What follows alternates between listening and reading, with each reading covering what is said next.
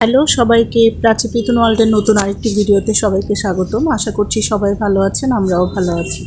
আজকে যে ভিডিওটি শেয়ার করছি এটা হচ্ছে ইকো পার্কের ভিডিও।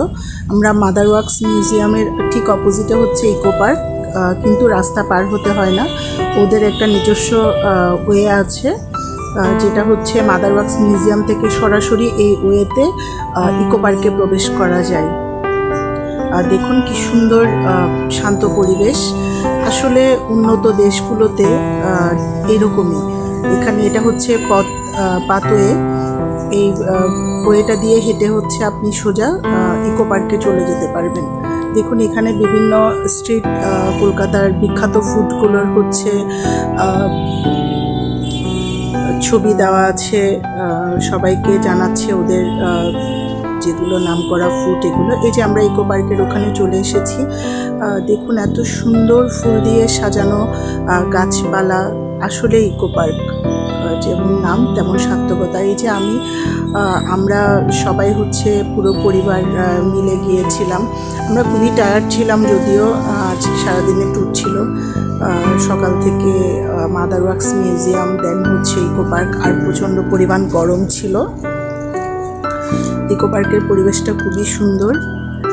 দেখুন চারিপাশে গাছপালা। আর বিকেলে হচ্ছে আমরা ইকো পার্কে গিয়েছিলাম সবাই। আশেপাশে অনেক রকমের গাছপালা ছিল, অনেকগুলো গাছের নাম আমরা জানি না, তো দেখতে ভীষণ ভালো লাগছিল, ভীষণ ভালো লাগছিল। এই গাছটার ফলটা আমি দেখছিলাম, এটা আমার কাছে একটু ডিফারেন্ট লেগেছিল। এটা আমি পূর্ব পরিচিত ছিলাম না আগে থেকে গাছগুলোর সাথে। এরপরে দেখুন ওয়েটা কি সুন্দর। আসলে এসব পরিবেশে ঘুরতে গেলে খুব ভালো লাগে। আর ইকো পার্কটা অনেক বড়, অনেক বড়। এখানে পায়ে হেঁটে আসলে সব কিছু দেখা যায় না। ওদের দুটো ট্রেন আছে, এরপরে সাইকেল আছে, আপনি ঘন্টা হিসেবে ভাড়া নিতে পারবেন সাইকেল। ট্রেনের পার পারসন 100 কি 150 টাকা ছিল, আমি এর মধ্যে ভুলে গেছি। আপনাকে পুরো ইকো পার্কটা ঘুরে দেখাবে। তো লাস্টে আমরা ট্রেনে করেই পুরো ইকো পার্কটা ঘুরেছিলাম। প্রথমে তো আমরা গিয়েছিলাম, দেখুন কি সুন্দর ফুল গাছ, নয়নতারা আর নারিকেল গাছ, এত মনোরম একটা পরিবেশ। তারপরে ওদের নির্দিষ্ট কিছু গাড়ি আছে, প্রাইভেট গাড়ি, ওগুলো তো হচ্ছে আপনি ঘুরে দেখতে পারবেন। এই যে গঙ্গা, দেখুন গঙ্গা না, সরি, এটা হচ্ছে ইকো পার্কেরই একটা সরোবর। ভিতরে একটা সরোবর করা ছিল, এটা ইকো পার্কেরই নিজস্ব একটা সরোবর। এত শান্ত পরিবেশ। আর সবচেয়ে আমার কাছে ভালো লেগেছে যেটা, এটা হচ্ছে এত বড় একটা পার্ক, কিন্তু ছোট্ট এক টুকরা কাগজের নোংরাও ওদের পার্কে ছিল না, যেটা আসলে আমাদের বাংলাদেশে আমরা চাইলেই পারি, কিন্তু আমরা কেউ সচেতন না। একটা আমি কোনো নোংরা ওদের পুরো পার্কটাতে দেখিনি। এরপরে হচ্ছে প্রাচী পিথুন, ওদের যে লেকটা আছে, লেকটার পাড়ে গেল। এখানে আপনি এই যে ছোট ছোট বোটগুলো দেখছেন, এগুলো ঘন্টা হিসেবে আপনি ঘুরতে পারবেন। এগুলোকে হচ্ছে আপনি প্রথমে পেমেন্ট দিয়ে নেবেন, এরপরে ঘুরতে পারবেন।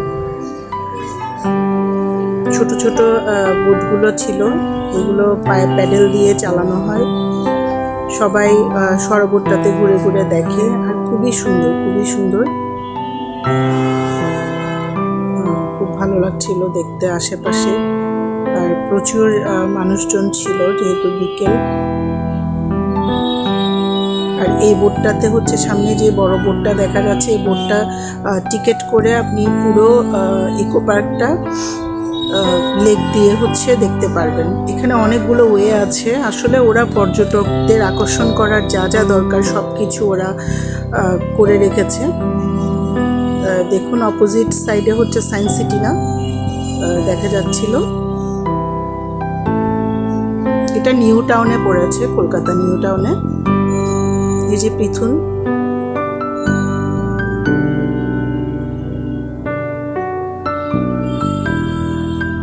দেখুন চারপাশের পরিবেশটা আসলে দেখার মতো। ওই যে সাইকেলটা দেখছেন, এই সাইকেলটা ভাড়া নেওয়া যায়। এই সাইকেলটা করে হচ্ছে আপনি পুরো যারা খুব ভালো সাইকেল চালাতে পারে ওরা ইকো পার্কটা ওই সাইকেল করেই ঘুরে ঘুরে দেখতে পারে। কিন্তু এটাতে হচ্ছে আপনি 2জন কি 3জন উঠা যায়।